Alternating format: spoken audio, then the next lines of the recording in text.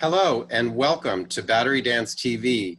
This is Jonathan Hollander at Battery Dance Company, and this is Dance Diplomacy with Jonathan, a program that we have every Sunday in which I interview diplomats and people working in the arts and NGOs supporting arts and education in different parts of the world.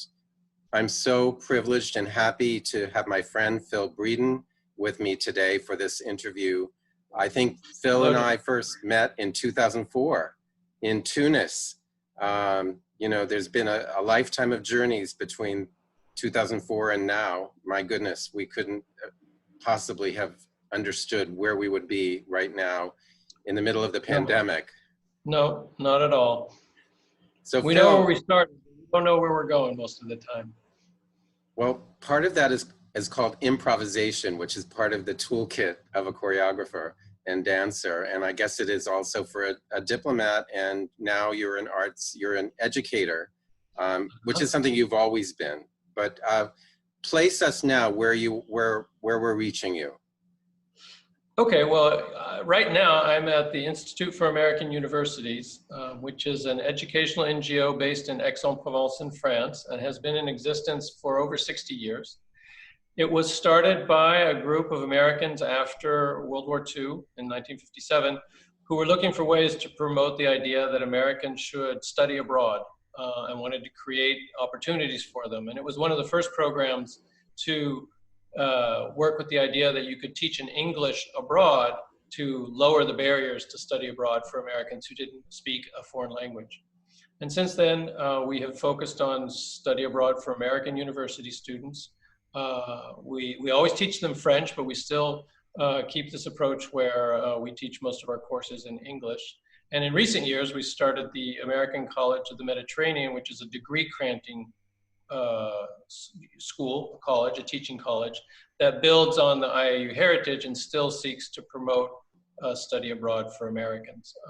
And our focus is on the Mediterranean. We're based in Aix-en-Provence, but we have programs in Barcelona, in Spain, and in Morocco.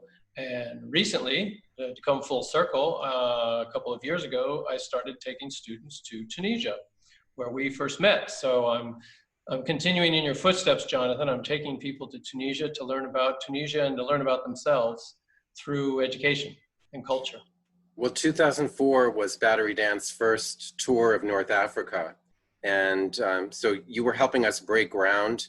I think there was a feeling at that time that dance and American dancers might not have a good reception in North Africa. We had been to Morocco previously and then came over to you. We were in Rabat and Casablanca, and that experience was incredible. So it kind of helped us break the ice and feel that our worries were unfounded.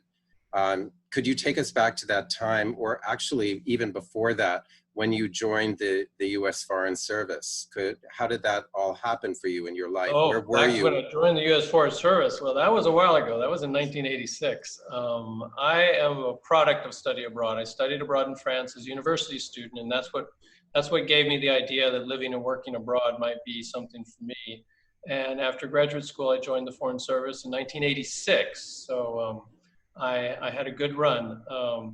I served in Turkey twice. I served in Madagascar, Tunisia, obviously, and in France and the United Kingdom, both places a couple of times. So in Tunis, I was about halfway through my career at that point. I was a mid-level officer. I had worked with dance as a cultural diplomacy tool in Istanbul, but that's really it. I had not really worked closely with dance as a cultural diplomacy tool, which is, as you know, it's an amazing cultural diplomacy tool. Dance speaks a different language, and it's a language that is easily transported across boundaries, and you don't have the language difficulties that other kinds of cultural expression can present at times. There are other things that come into play, but dance is, for me, it's a particularly portable kind of cultural expression, and the Americans have created an American version of dance, many versions of dance that are appreciated and known to some abroad, but there are a lot of people who really don't know much about it, and it's always a fascinating process to share it with them. Well, one of the things that was really interesting in Tunisia for us is you not only took us to the Théâtre Municipal in Tunis, Hmm. uh, and various conservatories, but you also took us to Sfax. And I will never forget performing on a Sunday afternoon in Sfax, which is more of a provincial city in Tunisia, and this huge crowd showing up. It was sort of like something from an older era, the theater itself, definitely, but just the whole feeling of community, and it didn't feel foreign somehow. Exactly. I mean, in one of my very first assignments, I learned the power of taking uh, the things we did, the cultural diplomacy we did outside of the capital. The capital of a country always has an elite that is in some way or another plugged in to the rest of the world. And they come to expect certain things. And they think they understand them. And they're in some instances a little blasé about them. But as soon as you step outside of that capital, and this is true in France, as you saw when we worked together in France later. So it's not just true of more isolated countries. As soon as you go outside, you get a much more genuine response at times because they're not used to these kinds of exchanges in the same way that a capital public is. And in Sfax was exactly like that. Sfax is the third largest city in Tunisia. It's largely a commercial town. It's a port. They're not cut off from the world, but they do not get these kinds of opportunities in the same way that people in Tunis did. So when we went there, it was an event. People wanted to see it. People who had never thought 2 seconds about modern dance wanted to see this. They heard there are Americans in town, they're doing something interesting, let's go see. I had much more interesting conversations in the lobby during that performance at the intermission than I did in Tunis. I Mm. I pretty much predicted what I would hear and what I would then say. In Tunis, in Sfax, there were surprises, and Do you that's why. remember any of those? Any of those? Well, I remember one. I was speaking to a young man who was very polite, very not confrontational at all, but clearly very devout in Mm. his Muslim beliefs. He made a couple of comments about the dance, but then he quickly turned the discussion to whether or not I was a Muslim. And I I explained that I see. wasn't. And he said, well, you need to be, otherwise, you're not going to go to heaven. And I explained my thought that heaven was sort of like a city and it had many roads that led to it. And that's what gave us different religions. But they all go to a better place. And he said, no, no, no, no, no. There's only one road, and it's Islam. And if you're not on it, you're in big trouble. But it was a fascinating conversation. And then he marched back in to watch modern dance. I was gonna ask if He he. wasn't at all put off by costumes or approaches or the abstract nature of it. He was willing to experience that and respond to it. But he also wanted to make very clear to me what he thought was the necessary religious stance to have. Well, I do remember that Conversations like before we went on that tour, that. we were coached, and I don't think it was by you. I think it was by someone else who said, make sure that the women cover their shoulders and, this kind of thing. And so we did have some silk Mm-hmm. accoutrements Mm-hmm. that sort of modified our costumes in case we would be in a situation where we would offend anyone, which of course we didn't want to do. I do remember that we did have a little bit of time off, and several of us wandered into the souk in Sfax, and there were some big burly guys ahead of us on the way in, and we were like, uh-oh, because relationship politically between Tunisia and North Africa in general and the United States at that time in 2004 was not really great. So we were No, we on were in the midst edge. of the Gulf War. The Gulf War had been underway. The war against Iraq had been started a year before, Exactly. and it was not popular in Tunisia. And you were just beginning in 2004 to see the beginnings of the civil unrest and the civil war that broke out in Iraq after the invasion. So it wasn't politically, it was not a happy time between Tunisia and the United States. So when these guys turned around to face us, we had sort of an inner, dialogue about how we should present ourselves and whatever. And I just remember very stony face and asking us, where we were from. And we were tempted to say Canada, but we said America. And these guys said, we don't like your politics, but we like Americans.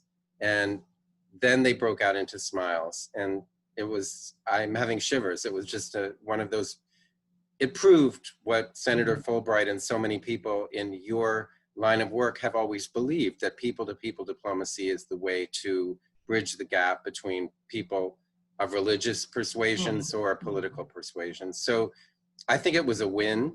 I also remember that, I never do things by half measure. So that tour, we not only had our whole dance company, but we also had our musicians with us.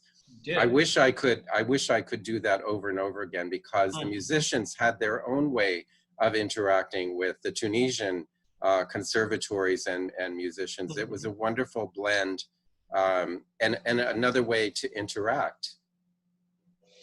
It was, and I mean, having worked with you in France without musicians and Tunisia with musicians, I much prefer with musicians. It's much more fun, it's richer, it gives you this other pathway into the culture. And Tunisia is an especially rich place for this, because it is a crossroads. It's part of North Africa and this Mediterranean culture where you've had Arabic music and Spanish music and music from Italy, and it all comes together. And Tunisian musicians have a long tradition of working across different musical traditions to create things new.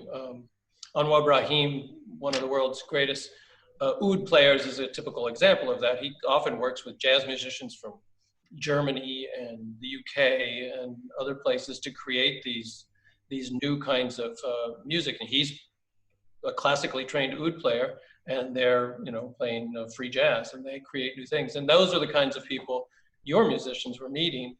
And it fed into other things later. In Marseille, later on, I hosted a group of American and Tunisian musicians that had first met in Tunisia. And some of them interacted with your musicians. And I think that helped them see the possibilities for themselves. And they created a group called Cantara, which means bridge. And it was Arab Andalus Appalachian music, because the Americans had bluegrass and country music backgrounds, and part of that was also due to the fact that we had a foreign service officer who was a musician at the embassy during part of that period, and he's the one that kind of kept that thing going, and eventually coalesced into a real group. And they came to Marseille and performed in Marseille when I was there. That's fantastic. I have to tell the audience here that we did not prepare this comment that you should bring up Anwar Brahim, because you don't even know this, but he donated music to me for my last production called On Foot. Yeah, in 2017. So Kinan Azmeh, a Syrian musician who was educated in Juilliard in New York, and donated his music, and Anwar also donated his music. So it's these two musics from a Syrian and a Tunisian that gave me the platform, the musical platform for On Foot, our latest production. So yeah, but we didn't prepare this. You didn't know that, and I didn't know. Totally unrehearsed, folks. Yeah, but also it points to the fact that in your various positions of cultural affairs officer and public affairs minister, counselor of public affairs, that this element of creativity, seeing opportunities that don't necessarily fit squarely into a box that you would check, where a kind of synergy happens that is unpredictable and yet very beautiful and memorable, and creates these ongoing pathways that you can follow. So take us to Maubeuge and Trappes, and in France, where we worked together in 2014, 13, well, 14. The second time we worked together, I was the Minister Counselor for Public Affairs in Paris, the American Embassy there. We had a fairly well-established tradition when I arrived of working with disadvantaged populations in France as part of exploring how the egalitarian traditions of France and the United States could interact and inform each other. As you Hmm. know, France and the United States have been allies and friends for as long as the United States has been a country, and they're both very devoted to common ideals such as liberty and equality and human rights. We express them differently in our societies, and one of the things that is useful to do when you're a cultural diplomat in France from the United States is to look for ways to get those two traditions to engage each other in dialogue with each other, to see why they're different and how those differences can be, be fertilize the other side and give them new ideas. So we were doing this, and so we had been talking for a while about you coming to France, and I wanted to have Battery Dance's participation in France feed into this grander scheme of working with like non-traditional audiences, again, not in Paris itself, not the cultural elites who decide what's going to play at the opera 3 years from now, but those who might not even have ever seen a modern dance performance by anybody, let alone Americans. So we settled on Maubeuge and Trappes for two very different reasons. Maubeuge is a city up near the Belgian border. It's an industrial wasteland. It's a deindustrialized area. It was a center of a lot of coal mining. I mean, think West Virginia. It's that kind of industrial heritage, a coal mining heritage that's been left behind, and a lot of people are unemployed and in pretty bad economic situations as a result. Trappes is south of Paris. It's a bedroom community for Paris. It's also far enough south that it's, it has its own economic reality as well. Its reality is one that's focused on the fact that it's got a largely a Muslim population. Unlike Maubeuge, that wasn't the case at Maubeuge. And so their disenfranchisement, the barriers to their full participation in French society and culture were not the same as in Maubeuge. In Maubeuge, it was very much driven by economic misery and the after effects of deindustrialization. In Trappes, it was more an immigrant heritage that wasn't being well integrated back into France. And so we chose those two places for Battery Dance to go do what it does, which is build bridges between people who don't think they have anything in common. And there had been some very, very prominent, kind of notorious episodes that had happened in Trappes a year or so before we got there. So some violence, yeah. Yeah, and I had read about that, and so I had briefed my dancers so that we would be prepared. And I remember driving into town, because we were staying at some kind of a roadside motel outside of town, driving into town that first time, and we see apartments with window boxes with geraniums and like completely clean, beautiful. Then we go into the conservatoire, which you had set up for the workshops. And it was this beautiful facility with, like, I think 3 very spacious dance studios, a small theater. I mean, it was like, wait, where's the problem here? I mean, there must have been a problem. I don't mean to, cover over that, but what we saw was cleansed, I guess, and also very, the resources were there for a very lively and interactive experience with young people, which is what we enjoyed there. Yeah, I think you probably found a better logistical setup in Trappes than you did in Maubeuge. We did. Yeah. Maubeuge, it was snowing every single day, and we were in facilities that were actually quite good, but there was no heat on. Yeah. So I remember you and a contingent of the local mayor and the press and so forth coming to see a workshop in a really beautiful studio that had been repurposed from a train station that was no longer being used. And you all had your winter coats and scarves on, which you did not take off during the workshop because it was freezing. Yeah, and the heat was supposedly on then, too. Yeah, there were these huge vents that looked like something out of an airport.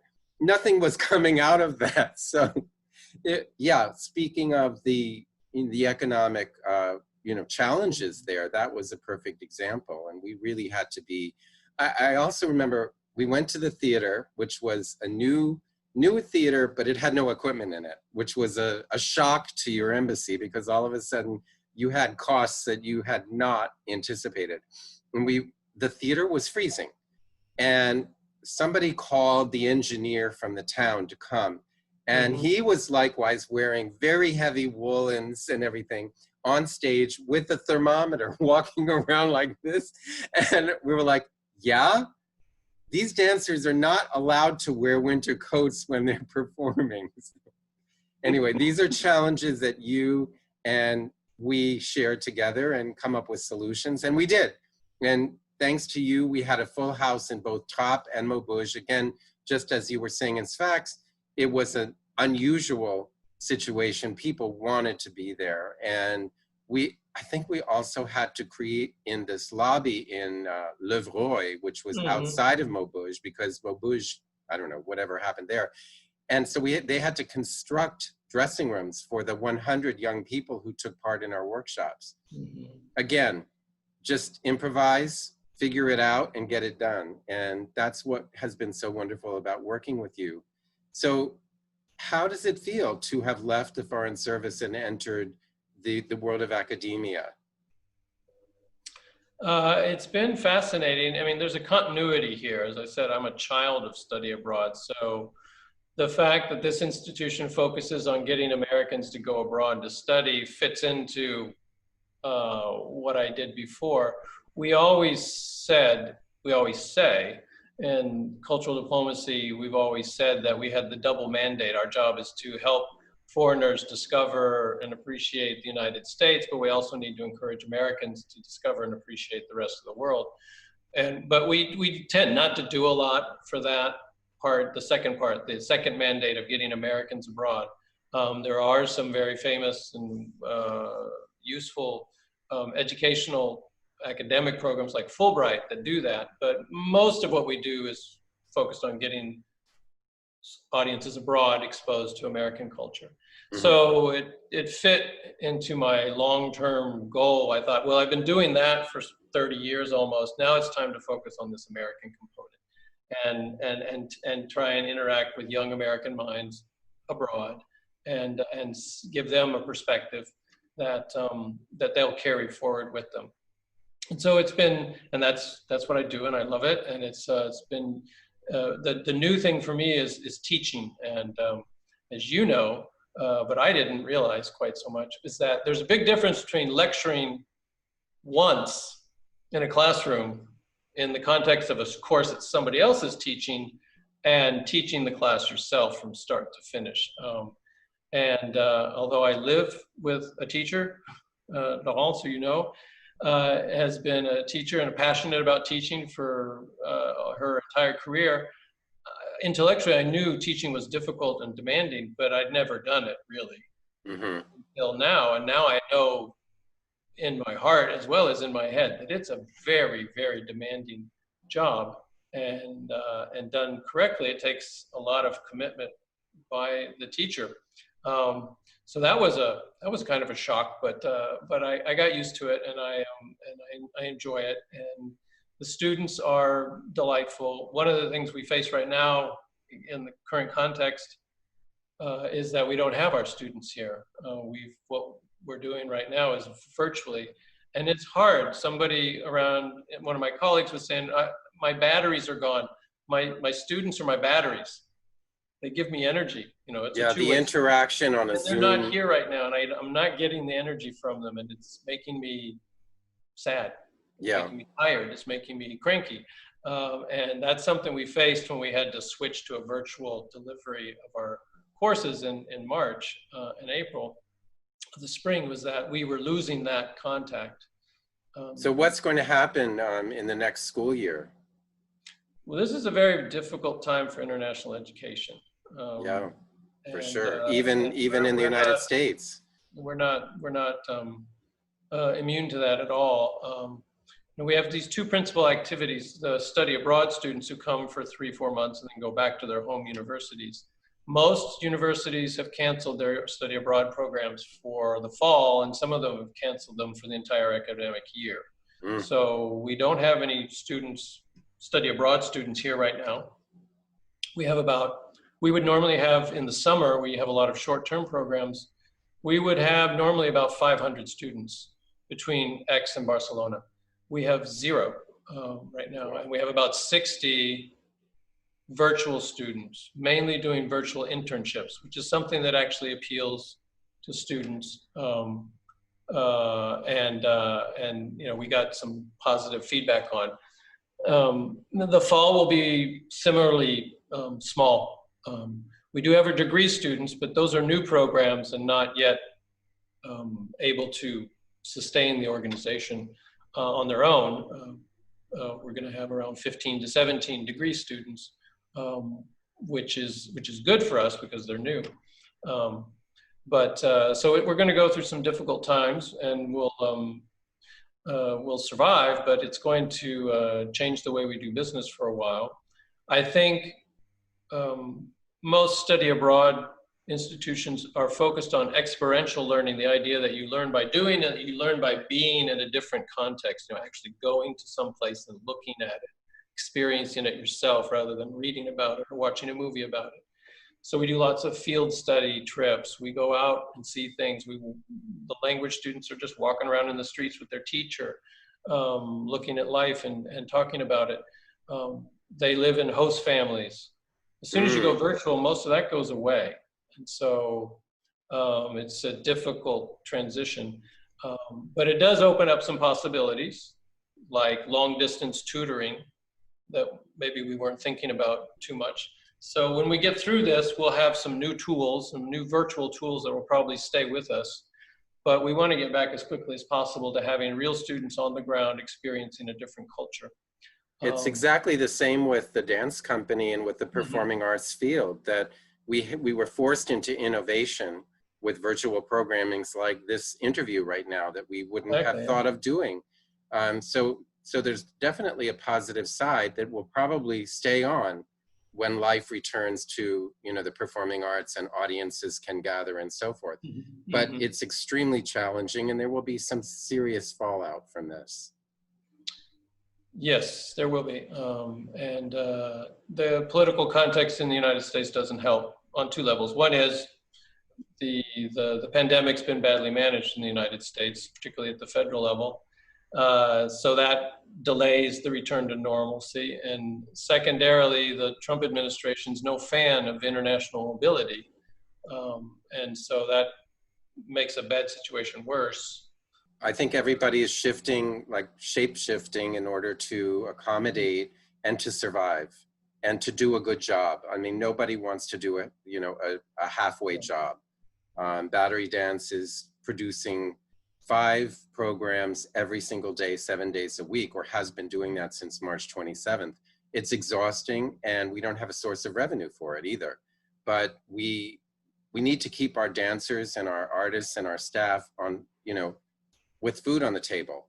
And we want them to do so in a way that's productive and that carries forth their creativity, their craft, whatever that may be, each person differently. Even our lighting designer, Barry Steele, whom you know very well. So the challenges are very similar from the academic institutions and particularly international, as you said, and then an international dance company that can't tour. We were supposed to leave for Nigeria 2 days before the curtain came down.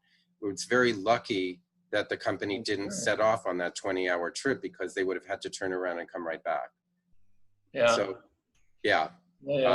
What to say about this? Well, let's try to end on a positive note, which is that I'm reconnecting with you, and these kinds of connections virtually are encouraged now because it's our default. And I don't know when we'll be able to tour again, when we'll be able to enact the Dancing to Connect program. So we've created a virtual Dancing to Connect program, which we hope to launch in the fall in Germany. One of the things that makes cultural diplomacy so rewarding is that you never know where the payoff is going to be. It usually happens years later and miles away.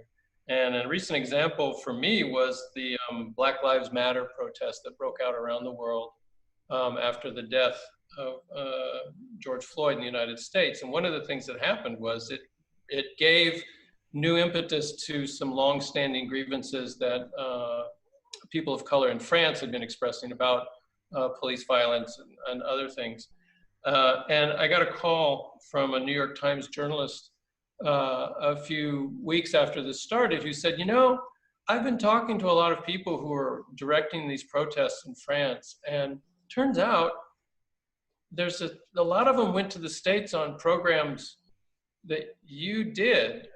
Could you tell me about that?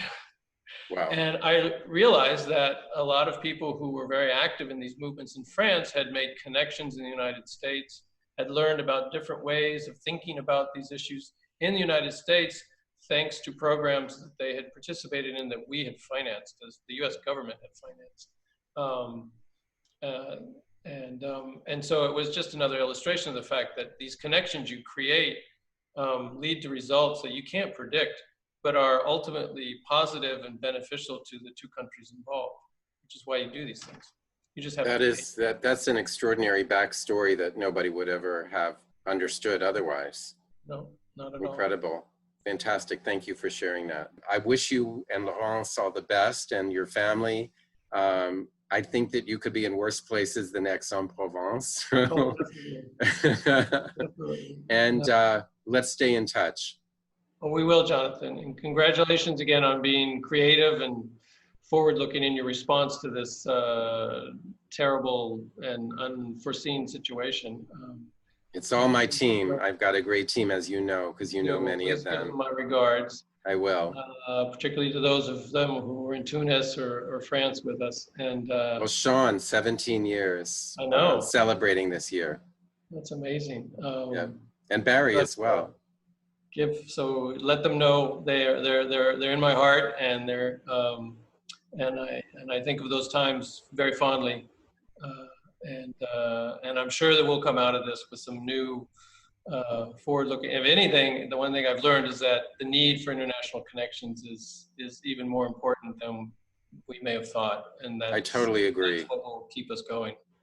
Well, we're lucky to have you know, the service that you provided to the American people for so long, and the continuing inspiration that I'm sure that you're giving to your staff and your students. So all the best, and we'll be back in touch soon. Thank you. Thank you.